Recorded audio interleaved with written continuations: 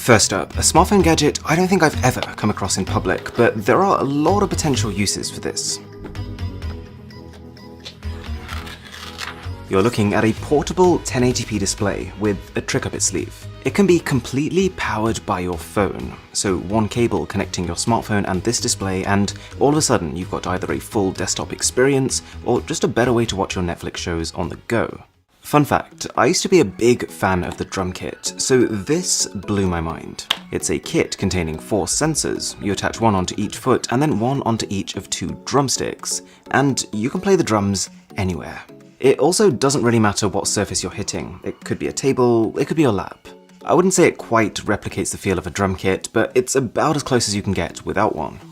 I think he's a fan. I think he's into this one.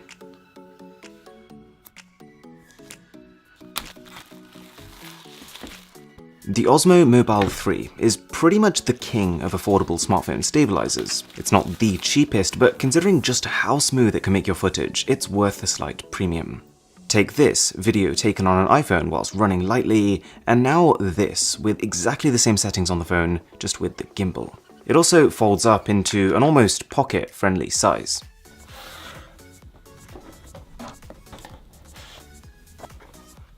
Next up is GripPad, and it lets you mount your phone pretty much anywhere. Whilst you've probably seen sticky pads like this, the fact that this product has a cover means that when you're not using it, you can close it, and so the stickiness lasts longer. It can supposedly be used thousands of times. I think he wants to help pick. Alright, you let me know which one you like.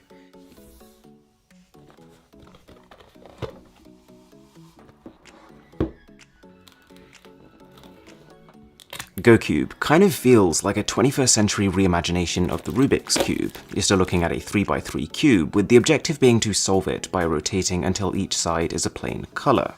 However, I think I deserve that one. I should probably stop throwing things. However, you probably guessed it, there's an app, and it adds a lot to the experience. It can not just guide you on the best next steps from where you are, but it brings minigames and challenges. Plus, it records your stats. Also, the company has clearly spent a long time thinking about the feel of the cube. Each movement is super smooth, and there's a satisfying lock every time you shift into a new position.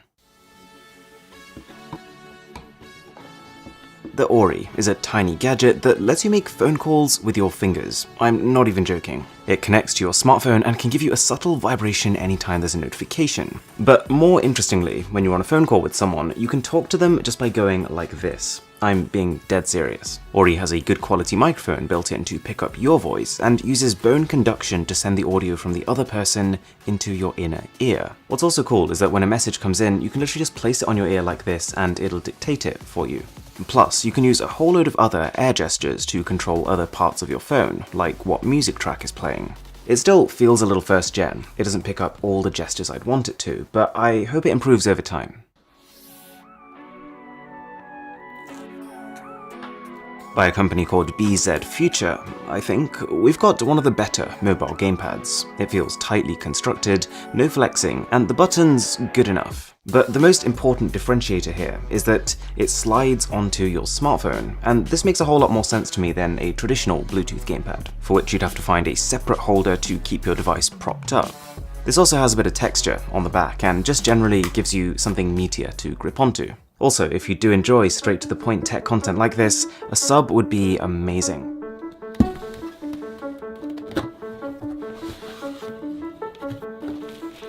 Then we've got Stellina, probably the most expensive gadget we've ever had on this series, but the results are mind-blowing. They call it an observation station. You've probably seen night mode on smartphone cameras. It allows you to still capture good detail in the dark.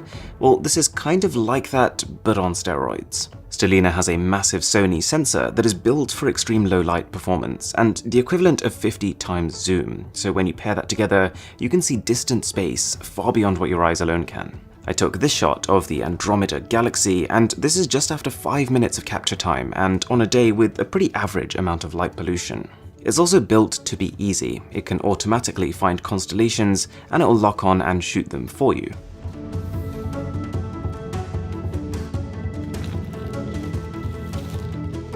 Ever since we heard that Apple's AirPower was being discontinued, there's been this surge of alternatives. Wireless charging pads with multiple coils to charge a couple of devices at the same time, without needing to be particularly careful about placing them exactly on top of one of the coils. This one's pretty good. It's got 5 coils in its main section, but realistically that does still mean you can only charge 2 devices with this. But then it does also have this separate section where you can charge an Apple Watch too.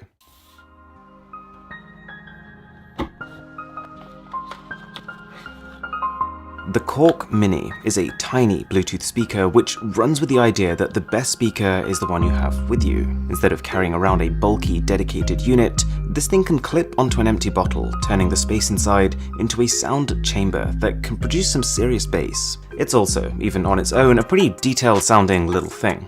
Now, we're living in a pretty health-conscious age, but the difficulty comes because we've never been busier, and so the idea of taking even more time out to go to the gym is a pretty tough sell. Enter the Active 5, a tool that allows for over 100 full-body workouts. You might be thinking then, how? There's no actual weight there.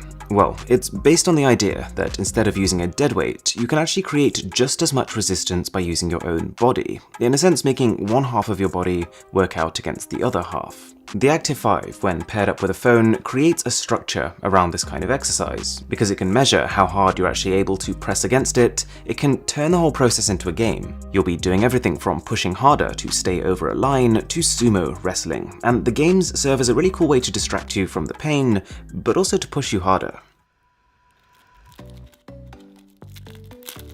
Next up, the rather unfortunately named Touch You. Like the grip pad, you stick it onto the back of your phone, but here, if you lift one of the sides, it snaps into a phone stand. I gotta say, cool concept, but the stickiness of these pads is not hugely reassuring. This one's pretty simple. It is 3 useful things bundled together. An alarm clock if you're still into the idea of not using your phone first thing in the morning. A nightlight, just bright enough to see your surroundings, and a wireless charger for your phone. It uses touch controls on the side, and whilst I'm not personally a user of the traditional alarm clock, if you were, you can't go wrong here. The All-Roundo is an all-in-one charging cable. Pretty simple, so I won't spend too long on this, but on the main end you've got micro USB, USB-C, and Lightning for Apple, and then what's also cool is that it lets you convert the USB-A port on the other end into a USB-C port. It's also coiled to prevent tangling.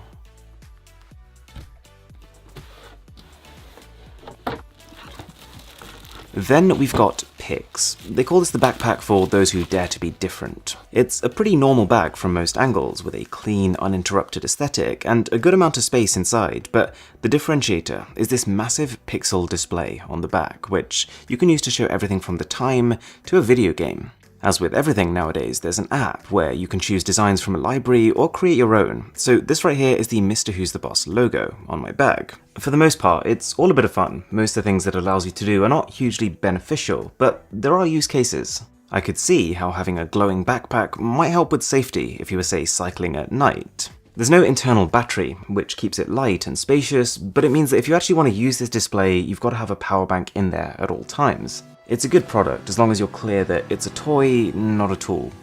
If you enjoyed this video, there are a ton more in this series, so I'm going to link them from here. And with that being said, my name is Aaron, this is Mr. Who's the Boss, and I'll catch you in the next one.